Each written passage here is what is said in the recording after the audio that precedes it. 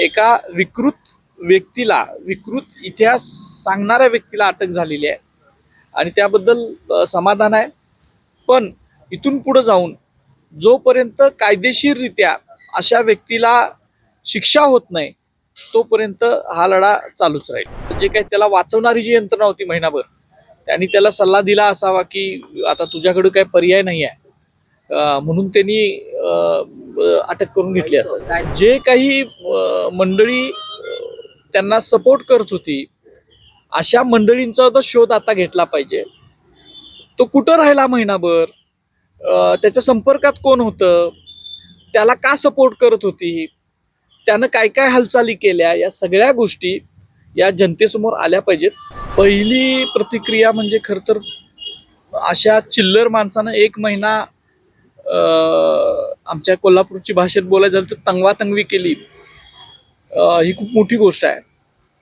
दुसरी महत्त्वाची गोष्ट ह्याच्यामध्ये हे आहे की 1 महिनाभर झालं तमाम अखंड महाराष्ट्रातील देश विदेशातील सगळे शिवप्रेमी या शिवाजी महाराज, संभाजी महाराज, राष्ट्रमाता जिजाऊंच्या बद्दल विष ओकणाऱ्या व्यक्तीला अटक करावी म्हणून सातत्याने त्यांनी सोशल मीडिया असेल आणि इतर जी माध्यमं आहेत त्याच्यावर विषय लावून धरला।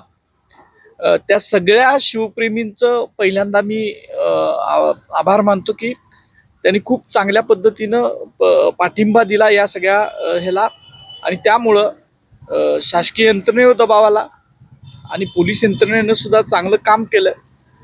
आमचे वकील असीम सरोदे असतील, माझे सगळे सहकारी असतील, सगळे पाठीमागे राहिले आणि एका व्यक्तीला विकृत इतिहास सांगणाऱ्या व्यक्तीला अटक झालेली आहे आणि त्याबद्दल समाधान आहे।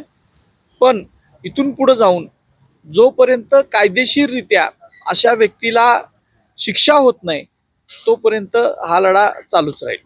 तर आज त्याच्या जामीन अर्जावर उच्च न्यायालयामध्ये सुनावणी देखील होणार होती, मात्र ही सुनावणी होण्याआधीच त्याला ताब्यात घेतले गेले। हा योगायोग म्हणायचा का? तुम्हाला वाटतं का ज्या पद्धतीनं गेले महिन्याभर तो पोलिसांना मिळत नव्हता आणि आज ही सगळी सुनावणी होण्याआधी तो सापडले?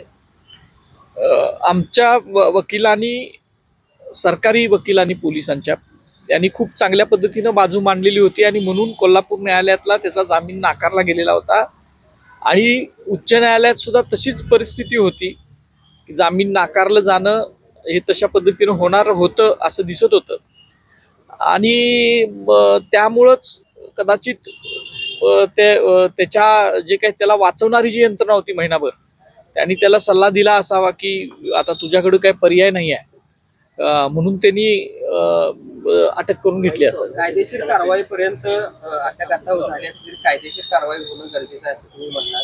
मात्र असीम सरोदे यांनी युक्तिवादादरम्यान देखील कोर्टामध्ये सांगितलं होतं की कोल्हापुरातील देखील काही वरिष्ठ पोलीस अधिकाऱ्यांचं मार्गदर्शन तो घेतोय। मग अशा परिस्थितीमध्ये तुम्हाला वाटतं का की ही सगळी केस स्ट्रॉंग होण्याच्या दृष्टीने कोल्हापूर पोलीस देखील प्रयत्न करतात? खरं तर मोबाईलचे जे तांत्रिक पुरावे जे आहेत ते सगळे पोलिसांच्याकडे अगोदरच जमा केलेले आहेत आणि त्यामुळे ह्याच्यावर चांगल्या पद्धतीनं कारवाई होईल असा मला विश्वास आहे, कारण ही लोकशाही आहे। पण जे काही मंडळी त्यांना सपोर्ट करत होती अशा मंडळींचा तो शोध आता घेतला पाहिजे। तो कुठं राहिला महिनाभर, त्याच्या संपर्कात कोण होतं, त्याला का सपोर्ट करत होती, त्यानं काय काय हालचाली केल्या, या सगळ्या गोष्टी या जनतेसमोर आल्या पाहिजेत असं मला वाटतं। गेल्या महिन्याभरात त्याला वाचवणारी 1 महिनाभर जर असा चिल्लर माणूस इकडं तिकडं सापडत नसेल पोलिसांना, तर त्याला वाचवणारी एक यंत्रणा कार्यान्वित होती असं आपण म्हणू शकतो, असा अंदाज लावू शकतो। त्यामुळं त्यांचा शोध घेणं, आता तो सापडला असेल तर कसून त्याची चौकशी झाली पाहिजे असं माझं मत। त्याला वाचवायचा प्रयत्न करणाऱ्यांवर देखील मग गुन्हे दाखल झाले पाहिजे असं वाटतं का तुम्हाला? सोबत होता, पोलीस त्याला पूछ लावली का, या संदर्भात देखील चौकशी व्हायला पाहिजे का? नेमकी मागणी काय? त्यांच्यावर देखील कारवाई झाली पाहिजे का? कारण महिनाभर त्यांनी त्याला ज्यांनी आश्रय दिला त्यांच्यावर देखील कारवाई। ज्यांनी या व्यक्तीला समर्थन दिलं, सपोर्ट केला, वाचवण्याचा प्रयत्न केला, त्या सगळ्यांचे चेहरे या महाराष्ट्राच्या समोर आले पाहिजेत। शिवाजी महाराज, संभाजी महाराज, राजमाता जिजाऊ साहेब यांच्याबद्दल विकृत लिखाण करणाऱ्या व्यक्तीनं बोलणाऱ्या व्यक्तीला वाचवणारी प्रवृत्ती कोण आहे हे महाराष्ट्रासमोर आलं पाहिजे असं मला वाटतं. आत्ताची अपडेट अशी आहे की प्रशांत कोरटकरनं जो अटकपूर्व जामीन अर्ज केला होता तो मागे घेतलेला आहे. त्याच्या वकिलांना आहे ते आता मुंबईमध्ये माहिती दिलेली आहे. मी सुद्धा आमचे वकील ॲडव्होकेट असीम सरदे सरांशी बोललेलो आहे. एकदा तो जामीन होता तो अटकपूर्वसाठी होता. आता अटक झाल्यानंतर त्याचा रिलेव्हन्सच राहत नाही. त्यामुळे मागं घेतला काय आणि न घेतला काय याचा काही संबंधच येत नव्हता.